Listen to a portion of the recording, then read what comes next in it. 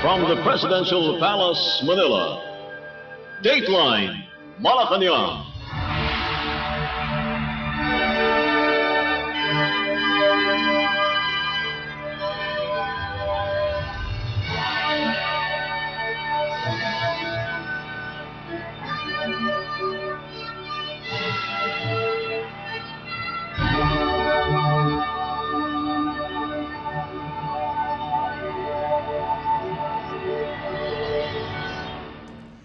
Good day. This is Dateline Malacañang. Philippine President Ferdinand R. Marcos Jr. and the First Family greeted everyone a prosperous 2024 as he looked forward to build better and more this year, looking back at the significant milestones in 2023. In his New Year's message Monday, the President said that hard-fought gains of 2023 have prepared the Filipino people and the country for whatever difficulties that 2024 brings.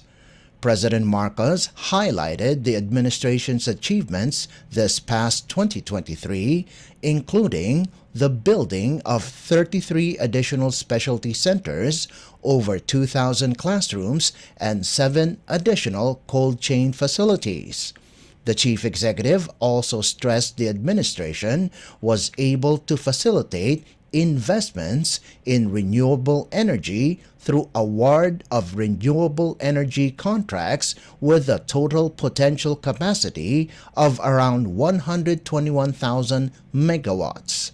Let's listen to Philippine President Ferdinand R. Marcos Jr.'s New Year's Day message. Mga kababayan, nakikiisa ako sa bawat pamilyang Pilipino na masayang nagtitipon ngayon sa pagsalubong ng bagong taon. Nakikisama ako sa bawat isa sa inyo na mataimtim na nananalangin na harinawa ang darating ng mga araw ay mapuno ng pag-asa na hatid ng kasaganahan para sa lahat. Kabilang ako sa mga mahigpit na nananampalataya sa ating kakayahan at sa kabutihan ng may kapal, na lahat ng ating mga pinapangarap ay sana matupad. Tonight, as friends and family gather, our family joins yours in welcoming a peaceful and prosperous new year. We look back to the past year, pleased with what we have done. We look forward to the new year with a pledge to build better and more. We have set high hopes for the days ahead, and we know that these can only be achieved with hard work. Bagong taon, bagong pag-asa, at bagong panata na anuman ang mga balakid na haharapin ay sama-sama nating lalagpasan. No doubt, the coming year will bring its fair share of new challenges. But these we have weathered before, like the great tribulations our forefathers defeated. And as the proud inheritors of this indefatigable spirit, we too shall overcome. Ang lahi ni Rizal, Bonifacio, Mabini ay hindi basta magpapalupig. This is a land of heroes, past and present. The hard-fought gains of 2023 have prepared us for whatever difficulties 2024 will present. Batid ko na ang pag-unlad ay hindi dapat naririnig lamang sa talumpati o mga katagang nababasa. Nararamdaman din dapat ng marami. And there are other achievements not captured by headline economic barometers.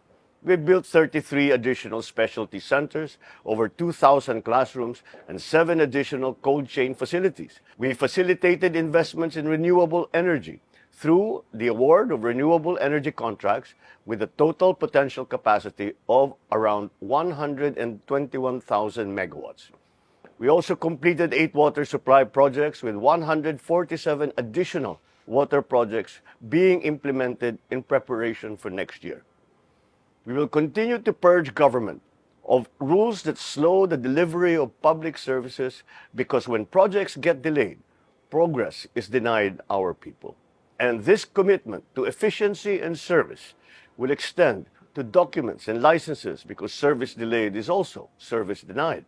But not all public projects, however, are sunk into the ground. A great bulk of this are assistances to our brothers and sisters who are facing immense challenges in life. But TUPAD, IX, MAIP, and other programs of the government are not just safety nets that catch those who fell into hard times. They are the scaffolds upon which one can climb from where they find themselves now.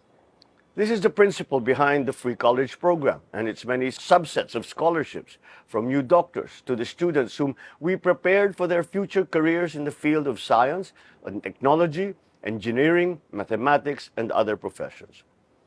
This is the driving force behind livelihood grants and product incubation assistance. They serve as government equity to our skilled and talented young people so their dreams will turn into reality. This is the reason why we continue to give support to our farmers, from seedlings to fertilizers to fuel, because their sweat alone should not nurture the crops they grow in feeding the nation. Our social programs provide welfare armor to the vulnerable, but they also provide the means for them to overcome the very state that they find themselves in. Thus, most ayudas are not a type of permanent welfare because we do not promote a life of dependency. Kaya nga, ang pangunahin at tamang konsepto ay pantawid, hindi palagian. Ang epektibong ayuda ay hindi binuburo ang tao sa kahirapan. The objective is to graduate from poverty.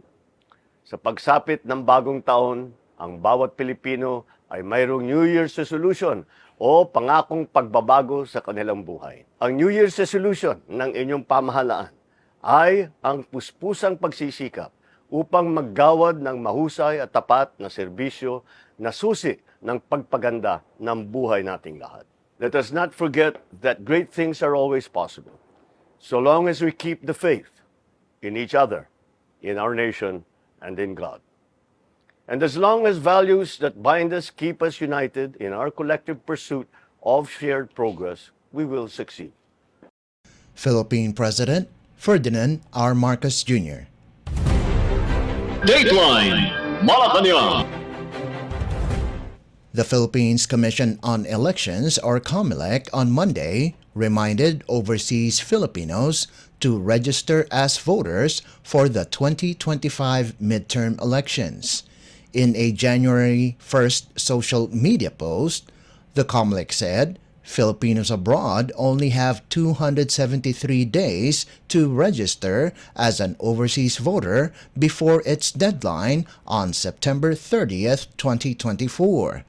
Those who plan to register are advised to bring their valid Philippine passport to the nearest Philippine Embassy and/or Consulate General or designated registration centers in the Philippines. The COMELEC added that the period is not only meant for registration, as they will also accept other poll-related applications. These include updating addresses and other details and checking or reactivation of voter registration status. Based on COMELEC Resolution number 10833, the filing period for overseas Filipinos started on December 9th, 2022 and will run until September 30th this year. Applications may be filed at any post abroad or at designated registration centers outside the post or at the designated registration centers in the Philippines as approved by the COMELEC. Those who are allowed to register are all citizens of the Philippines who are abroad or will be abroad during the 30-day voting period, at least 18 years of age on the day of the elections, and not otherwise disqualified by law. On the other hand, qualified Filipinos who are in the Philippines but will be abroad a month before the polls may file their applications at government agencies to be designated as registration centers in the Philippines. Applicants are also advised that mobile registration will be set up at various locations outside the post other than at the field registration that will accept their applications. Overseas voting is allowed during the continuous 30-day voting period, where the first day starts at the local time of the host country and the last day of which is the day of the election in the Philippines. For the 2025 polls, they will be voting only for the positions of 12 senators and one party list group. Dateline Malacañang. The Philippines Department of Foreign Affairs, or DFA, said that 2023 was a busy year for the agency as it strived to protect the rights of Filipinos both locally and abroad while continuing to increase interaction with countries to boost cooperation in areas of mutual interest. The DFA has convened a total of 45 political consultations and 65 bilateral meetings with traditional and non-traditional partners. Countries included in these engagements were the United States, China, Japan, Israel, India, Australia, and other partners such as Canada, Malaysia, Portugal, and South Korea. DFA Secretary Enrique Manalo said these partnerships have resulted in cooperation and collaboration in multiple sectors and cross-cutting issues. On top of this, Secretary Manalo added that the DFA had sought to advance the country's interests amid shifting regional and global landscapes before international organizations such as the Association of Southeast Asian Nations or ASEAN and the United Nations. Meanwhile, the DFA over the past 12 months witnessed the eruption of wars in Sudan and Gaza that prompted the agency to launch a series of evacuation operations and diplomatic representations to get Filipinos in the conflict areas to safety. On April 15th, armed clashes erupted between the Sudanese Armed Forces and Rapid Support Forces had prompted foreign governments scrambling to extract their nationals from Sudan during a 72-hour ceasefire. In a rush to get to Filipinos waiting at the Sudan-Egypt border at that time, non-resident Philippine ambassador to Sudan, Ezedin Tago, and his vice consul, Boher Kapati, even figured in a car accident. They were unharmed, but Kapati had to get clearance before he was released from the hospital. In the latter part of the year, the DFA's grueling work to ensure the safety of thousands of Filipinos in Israel, Gaza, West Bank, and Lebanon began following the cross-border attack of Hamas on a farm settlement in Israel on October 7th, which killed more than 1,000, including 4 Filipino caregivers. For the entire year, the DFA utilized its Assistance to Nationals or ATN fund well and granted a total of 7,346 welfare assistance to overseas Filipino workers or OFWs in need, including those affected by the deadly earthquake that struck Turkey and Syria in February. In total, the DFA repatriated 5,043 OFWs, including those from Sudan, Israel, and Gaza. Dateline Malacañang. The Philippines Bureau of Customs, or BOC, on Monday reported that it has surpassed its 901 billion peso collection target for 2023. In a television interview, BOC spokesperson Assistant Commissioner Vincent Philip Maronilla said they have also recorded a collection surplus of more than 10 billion pesos. Spokesperson Maronilla said the BOC was able to achieve this by streamlining processes and improving revenue collection efficiency. Maronilla added that together with some private sector representatives, such as the Ateneo School of Government and other stakeholders, the agency was able to locate loopholes and plug it using scientific methods. The BOC spokesperson also said that major ports around the country contributed to the bulk of the collection. Maronilla said that 50% of the collection alone came from the Manila International Container Port or MICP, comprising 30% of the volume and 30% of the target collection. Besides the MICP, Maronilla added, collection from the Batangas port comprises 25%, while the Port of Manila composes 18 to 20% of the BOC's collection. Other major ports that contributed to the high collection of the BOC include the ports of Cebu, Davao, and Cagayan de Oro, Subic, Clark, Ninoy Aquino International Airport, Legazpi, Tacloban, Iloilo, and San Fernando. Meanwhile, Maronilla is confident to hit, or if not, surpass the 1 trillion peso collection target the BOC has made for 2024. Maronilla said that if the BOC continue to track their improvements, efficiency, and processes, this will attract more entrepreneurs and investors to contribute in imports and duties, thus increase in collections. Dateline Malacañang.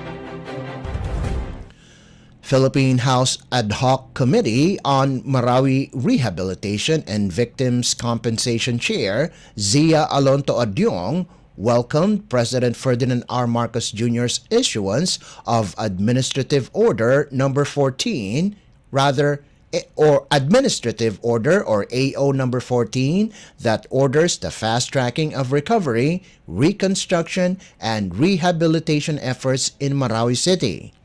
Adyong said the rationalization of the mandates of government agencies is a strategic step in the efficient and fast recovery of the city. Under AO number 14, Task Force Bangon will be abolished in order to get rid of bureaucracy and other redundant responsibilities of the agency. AO number 14 states that government agencies are mandated to collaborate closely with local government units or LGUs to ensure the timely completion of projects and activities.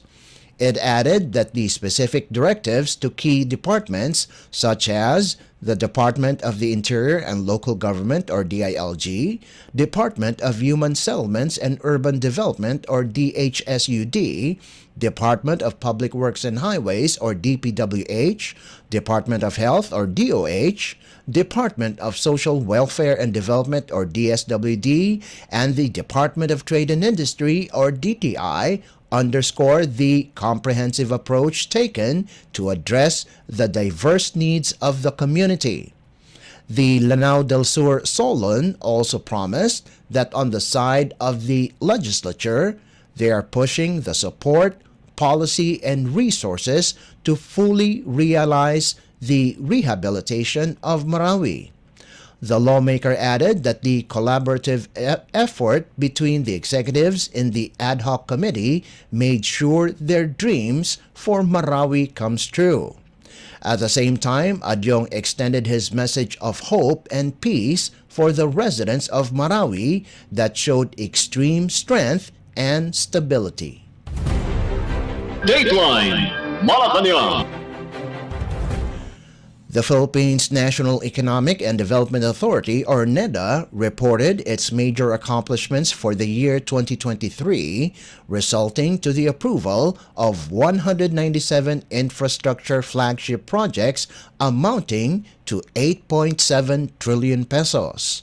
In a social media post, NEDA said that the approved projects will ensure food security and carrying out sound economic policies which contributed to significant socio-economic development of the country.